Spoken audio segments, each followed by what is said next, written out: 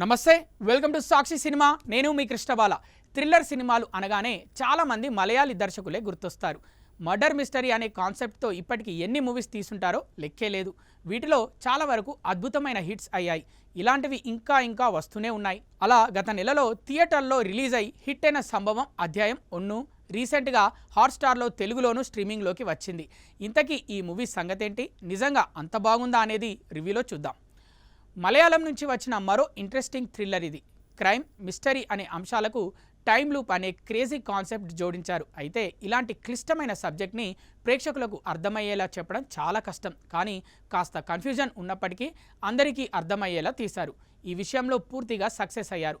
1960లో ఓ విదేశీయుడు ఓ భారతీయ మహిళ హత్యకు గురవడంతో సినిమా మొదలవుతుంది.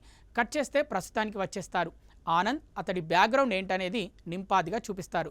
తొలి అరగంట కాస్త ఓపిక పట్టాలి. ఎప్పుడైతే ఆనంద్, అశోకన్, రేజీ కలిసి పోలీస్ని వెతికేందుకు అడవిలో వెళ్తారో అక్కడి నుంచి ట్విస్టులు మొదలవుతాయి. అప్పటి వరకు సాగదీసినట్లు అనిపించిన కథ కాస్త గ్రిప్పింగ్గా మారుతుంది. ఈ క్రమంలో వచ్చే ట్విస్టులు మైండ్ బ్లోయింగ్ అనేలా ఉంటాయి. మరీ ముఖ్యంగా ప్రీ ఇంటర్వెల్కి ముందొచ్చే సీన్, ఇంటర్వెల్ బ్లాక్లోని సీన్స్ ఆశ్చర్యపరుస్తాయి. అడవిలో జరిగే ఒక్కో సంఘటన చూస్తూ ఇటు ప్రేక్షకుడు అటు ఆనంద్ మెల్లగా అర్థం చేసుకుంటూ ఉంటారు. అవన్నీ కూడా థ్రిల్లింగ్గా అనిపిస్తాయి. ఎప్పుడైతే కాకి ఆలయం ఫ్లాష్ బ్యాక్ స్టోరీ రివీల్ అవుతుందో అప్పుడు మొదట సీన్కి ప్రస్తుతం జరుగుతున్న దానికి లింక్ తెలుస్తుంది. చివరి అరగంట 40 నిమిషాలైతే వరుస పెట్టి ట్విస్టులు వస్తూనే ఉంటాయి. కనీసం వీటిలో ఒక్కటి కూడా మీరు ఊహించలేకపోవచ్చు. అరే, అప్పుడే సినిమా అయిపోయిందా అనుకునేలోపు షాకింగ్ ట్విస్ట్ ఇచ్చి ముగించారు. బోలెడన్ని సందేహాలను వదిలేసి తర్వాత చాలానే భాగాలున్నాయని చెప్పకనే చెప్పేశారు.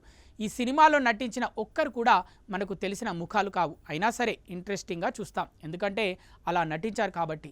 చూస్తున్నంతసేపు వాళ్ళు యాక్టర్స్, ఇది మూవీ అని అస్సలు గుర్తుకు రానంత సహజంగా కుదిరేసింది. దర్శకుడు జీతు సతీషన్కి ఇది తొలి సినిమా అంటే అస్సలు నమ్మశక్యంగా అనిపించదు. దాదాపు అడవిలోనే తీశారు. సినిమాటోగ్రఫీ కానీ, బ్యాక్గ్రౌండ్ మ్యూజిక్ కానీ మూవీ మరింత ఎలివేట్ కావడంలో కీలక పాత్ర పోషించాయి. కుటుంబంతోనూ కలిసి చూడొచ్చు. మలయాళీ దర్శకులకే ఇలాంటి క్రేజీ ఐడియాలు ఎందుకు వస్తాయి, తెలుగు డైరెక్టర్స్కి ఎందుకు రావు అని సినిమా చూసిన తర్వాత ఖచ్చితంగా అనిపిస్తుంది. దీని బడ్జెట్ కూడా 5 కోట్ల రూపాయలకు మించి ఉండదు. ఓవరాల్గా చెప్పొచ్చేది ఏంటంటే, ఓ మంచి క్రేజీ థ్రిల్లర్ చూడాలనుకుంటే మాత్రం ఇది బెస్ట్ ఆప్షన్. సాక్షి టీవీ ప్రసారాలను నిలిపివేయడం చట్టరీత్యా నేరం.